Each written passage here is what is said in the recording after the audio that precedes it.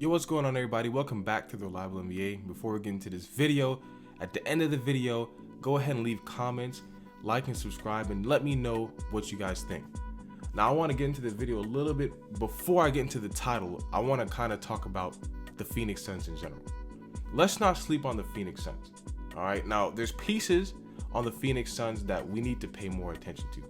We got to get off the fact that DeAndre Ayton, don't know really what he took that got him the drug, anti-drug, suspension.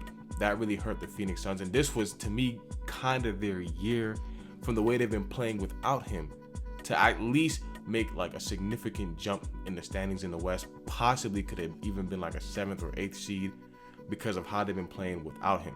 They've been playing against teams like the Kings, the Clippers, the Jazz, and the Nuggets. These are two of these teams, the Clippers and the Nuggets, before the season even started, were favorites of like being finals favorites. Jazz are finals contenders, and the Kings were like a playoff contending team. Things of that nature. And Phoenix has either beaten them or lost by just 1 point. It could have went either way with those 1 point losses. Now, I do believe that if Ayton was there, Phoenix could have been 4-0 right now. But that's why I'm making this video. Without Ayton in the last 3 games, the game they had Ayton against the Kings, they blew him out. In the other 3 games, they beat the Clippers and they lose to other 2 teams by 1. Imagine if the Phoenix Suns did have Ayton. I personally believe Phoenix would be 4-0 right now. Now, I'm saying Ayton a lot. I haven't mentioned Booker, but we all know what Booker can do. But that's the point. With Ayton not being there, we have a guy that a lot of people aren't really paying attention to, and that's Kelly Oubre Jr.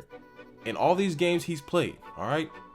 All the games he's played, except this one against the Jazz, he's dropped at least 20 points or more. In this Jazz game, he dropped 18. He's being very consistent with his scoring, and that's a good scoring piece alongside someone like Devin Booker. I know a guy like Frank Kaminsky and Aaron Baines, they've been able to do much work, you know what I'm saying? But if you watch Kelly Oubre Jr., he's really being like a two-way, legitimate like player for the Suns. Him and D-Book are always at most times leading the Suns in scoring, and he's really stepping up. And you know how people would talk about, Devin Booker, oh, he's by himself, blah, blah, he needs a better team. Boom. They finally got Oubre off of the Washington Wizards, playing behind John Wall and Bradley Beal. Those guys, doing most of the touches, having Kelly Oubre on the bench, having to play behind Otto Porter and all that stuff. He's finally gotten a chance to show like his skill set, actually being a starting option on a team that actually, needs a good, wing defender, wing scorer. And that is why I would have him as the most underrated player, because a lot of people don't pay attention to the Suns naturally. You know what I'm saying? Even though if they were 4-0 right now, if Ayton didn't go down and they were 4-0, even with Ayton not there, they could have still possibly been 4-0 even without him. You see what I'm saying? And that's largely in part due to, Devin Booker and Kelly Oubre Jr. A lot of people are not paying attention to like the stats and stuff, and because people, like I said, don't naturally pay attention to Phoenix.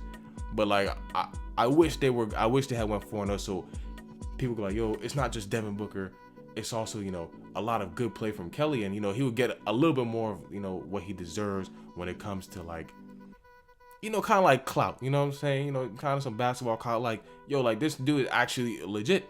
He's actually a legit piece for the Phoenix Suns that's helping them get these wins. Unfortunately, some close losses, but I would say definitely look more into, a lot of these players that, you aren't really paying attention to. And this for me, this would be my first player I would say is probably the most underrated when it comes to like a player on the team, especially a team that you don't really pay attention to.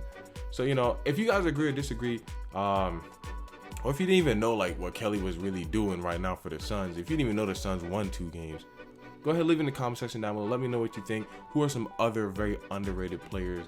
Even if the team like isn't winning, like they're showing a lot of potential, really getting that, like someone like Markelle Fultz.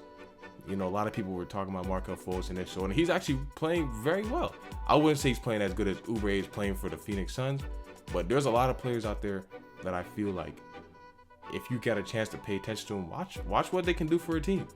But anyways, thanks for watching this video. Like I said, leave a like, subscribe, comment if you agree or disagree. Thanks for watching.